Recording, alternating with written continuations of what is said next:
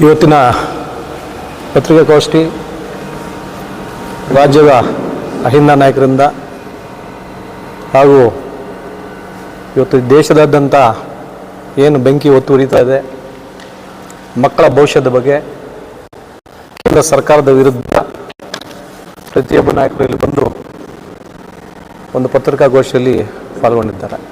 ಈ ಪತ್ರಿಕಾಗೋಷ್ಠಿ ಬಂದಿರತಕ್ಕಂಥ ನಮ್ಮ ರಾಜ್ಯ ಅಹಿಂದ ನಾಯಕರಾದ ಅಶೋಕಣ್ಣವರೇ, ವೆಂಕಟರಮಣ್ಣವರೇ, OBC ಅಧ್ಯಕ್ಷರಾದಂಥ ವೆಂಕಟೇಶ್ ಗೌಡ್ರೆ, ಬ್ಲಾಕ್ ಅಧ್ಯಕ್ಷರಾಗಿರ್ತಂಥ ನಮ್ಮ ಅಮರಣ್ಣವರೇ, ಅಹಿಂದ ನಾಯಕರಾಗಿರ್ತಂಥ ನಮ್ಮ ರಾಜೂರವರೇ, ವೆಂಕಟರೆಡ್ಡಿ ಅವರೇ, ಮಂಜುನಾಥ್ ಅವರೇ, ಚಲಪತಿ ಅವರೇ, ಮುಜಾಹಿದಿ ಅವರೇ ಹಾಗೂ ಎಲ್ಲ ಪತ್ರಿಕಾ ಮಿತ್ರರೇ,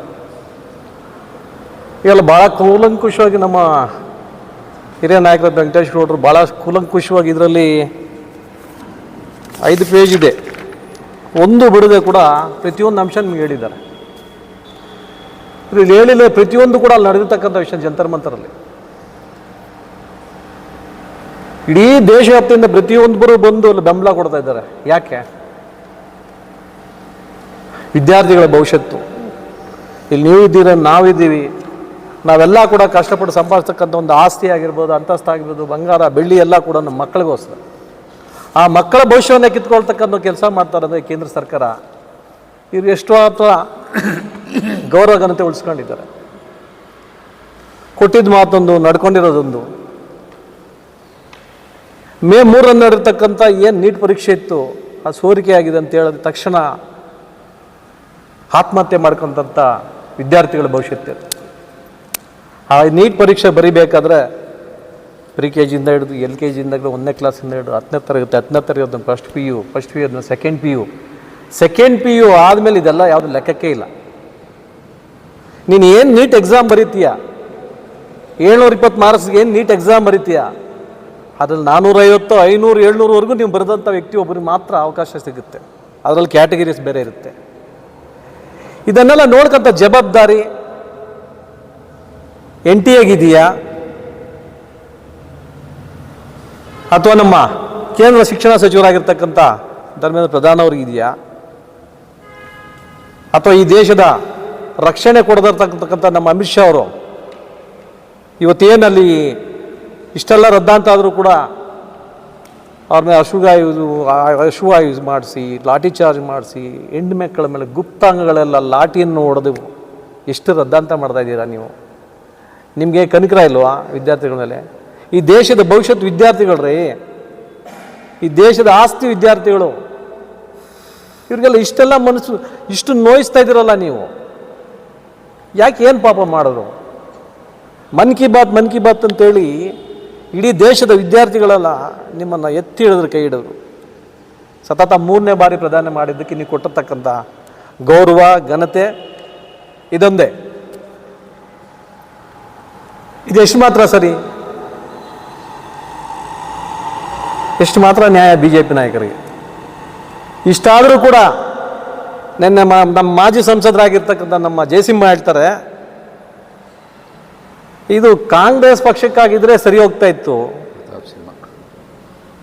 ಅದು ನಮ್ಮ BJP ಸರ್ಕಾರದಲ್ಲಾಗಿದೆ, ಅದರಿಂದ ನಮ್ಮ ಮೋದಿಯವರು ಎಚ್ಚೆತ್ಕೊಂಡೆ. ನಿನಗೆ ಮಾನ, ಈ ಪತ್ರಿಕೆ ಮೂಲಕ ಹೇಳ್ತೀನಿ ನಾನು, ನಿಮಗೆ ಮಾನ ಮರ್ಯಾದೆ ಇದೆ ಪ್ರತಾಪ್ ಸಿಂಹ ಅವ್ರಿಗೆ, ಮಾನ ಮರ್ಯಾದೆ ಘನತೆ ಗೌರವ ಇದ್ದರೆ ಪ್ರತಾಪ್ ಸಿಂಹ ದಯವಿಟ್ಟು ಈ ಮಾತನ್ನು ಹಿಂದಕ್ಕೆ ತಗೊಳ್ಳಿ. ನೀವು ರಾಜ್ಯ ಸರ್ಕಾರ ಇರುವಾಗ ಕೇಂದ್ರ ಸರ್ಕಾರ ಆಗಿರ್ತಕ್ಕಂಥ ಹಗರಣಗಳು ಸಾವಿರಾರು, ನಿಮ್ಮ ನಾಯಕರಿಂದ ಮಾಡ್ತಕ್ಕಂಥ ಹಗರಣಗಳು ಸಾವಿರಾರು. ಇನ್ನೊಂದು ವಿಶೇಷ ಏನು ಗೊತ್ತಾ? ಇವತ್ತು ನಮ್ಮ ಕರ್ಮ, ಇವತ್ತು ದೇಶದ ಗೃಹ ಸಚಿವರಾಗಿದ್ದಾರಲ್ಲ, ಅದ್ರ ಮೇಲೆ ಎಷ್ಟು ಕ್ರಿಮಿನಲ್ ಕೇಸ್ಗಳಿದ್ದಾವೆ. ಇಂಥ ಒಬ್ಬ ವ್ಯಕ್ತಿ ಇವತ್ತು ಈ ದೇಶವನ್ನು ಆಳ್ತಕ್ಕಂಥ ಗೃಹ ಸಚಿವರು, ಅವ್ರ ಬಗ್ಗೆ ಮಾತಾಡೋದಕ್ಕೆ ನಾಚಿಕೆ ಆಗುತ್ತೆ. ಅಂದರೆ BJP ಸರ್ಕಾರ ಇದ್ರೆ ಏನು ಮಾಡ್ಬೋದು ಅಂತ ಹೇಳೋದು ಅವರು.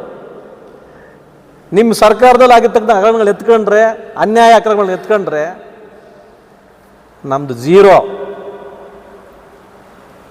ನಮ್ಮ ಸರ್ಕಾರ ಏನು ಮಾಡಿದೆ, ನಮ್ಮ ಕಾಂಗ್ರೆಸ್ ಪಕ್ಷ ಏನು ಮಾಡಿದೆ, ಸತತ 130 ವರ್ಷಗಳ ಇತಿಹಾಸ ಉಳ್ಳತಕ್ಕಂಥ ಕಾಂಗ್ರೆಸ್ ಪಕ್ಷ ಇವತ್ತು ಹೆಂಗೆ ನಡ್ಕೊಂತ ಇದನ್ನು ನಮ್ಮನ್ನು ನೋಡಿ ನೀವು ಕಲಿಬೇಕು. ಇನ್ನು ಜಾಸ್ತಿ ಮುಂದೆ ಮಾತಾಡೋಕ್ಕೆ ಇಷ್ಟ ಇಲ್ಲ ನಮಗೆ. ಅಲ್ಲಾಗಿರ್ತ ಅನ್ಯಾಯಗಳ ಬಗ್ಗೆ ಫಸ್ಟು ನಮ್ಮ NTA ಏನಿದೆ, ನ್ಯಾಷನಲ್ ಟೆಸ್ಟಿಂಗ್ ಅಥಾರಿಟಿ ಮುಖ್ಯ ಸಚಿವರು ಏನಿದ್ದಾರೆ, ಅವ್ರನ್ನ ಸಸ್ಪೆಂಡ್ ಮಾಡಬೇಕು. ಪ್ರಧಾನ ಕಾರ್ಯದರ್ಶಿಯನ್ನು ಸಸ್ಪೆಂಡ್ ಮಾಡಿದ್ದಾರೆ ಕಾಟಾಚಾರಕ್ಕೆ, ಅದಾಗಬಾರ್ದು.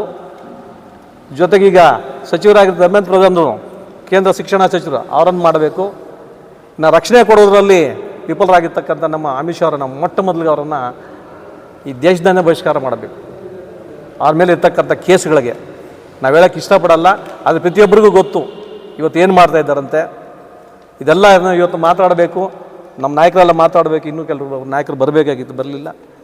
ಸೊ ಹಾಗಾಗಿ ಮುಂದೆ ಬರ್ತಕ್ಕಂಥ ದಿನಗಳಲ್ಲಿ ನಾವು ಕೂಡ ಎಲ್ಲ ಇವತ್ತು ಏನು ಅವರು ನಿರ್ಧಾರ ತಗೊಳ್ತಾರೆ, ನಮ್ಮ ಹೈಕಮಾಂಡ್ ಕಾಂಗ್ರೆಸ್ ಪಕ್ಷದ ಸೋನಿಯಾ ಗಾಂಧಿ ಅಮ್ಮವರು ಹಾಗೂ ಮಲ್ಲಿಕಾರ್ಜುನ ಸಾಹೇಬರು, ರಾಹುಲ್ ಗಾಂಧಿಯವರು, ನಮ್ಮ ಇಲ್ಲಿನ ಮುಖ್ಯಮಂತ್ರಿಗಳಾಗಿರ್ತಕ್ಕಂಥ ಡಿ ಕೆ ಶಿವಕುಮಾರ್ ಸಾಹೇಬರು, ಅವರ ಆದೇಶದ ಮೇರೆಗೆ ನಾವು ಮುಂದಿನ ದಿನಗಳಲ್ಲಿ ಇಲ್ಲೂ ಕೂಡ ಹೋರಾಟ ಮಾಡೋದಕ್ಕೆ ಎಲ್ಲ ಸಿದ್ಧತೆ ಮಾಡ್ಕೊತಾ ಇದ್ದೀವಿ. ಈಗಾಗಲೇ ಕೋಲಾರಲ್ಲಿ ದೊಡ್ಡದಾಗಿ ಬೃಹತ್ ಪ್ರತಿಭಟನೆ ಮಾಡಿದ್ದಾರೆ. ಇಲ್ಲೂ ಕೂಡ ನಾವು ಅದನ್ನು ಮಾಡಲೇ ಮಾಡ್ತೀವಿ, ನ್ಯಾಯ ಸಿಗೋವರೆಗೂ ನಾವು ಮಾಡ್ತೀವಿ ಅಂತೇಳಿ ಈ ಪತ್ರಿಕೆ ಮೂಲಕ ತಮ್ಮಲ್ಲಿ ನಾನು ಎರಡು ಮಾತು ಹೇಳೋದಕ್ಕೆ ಇಷ್ಟಪಡ್ತೀನಿ. ಜೈ ಹಿಂದ್, ಜೈ ಭೀಮ್.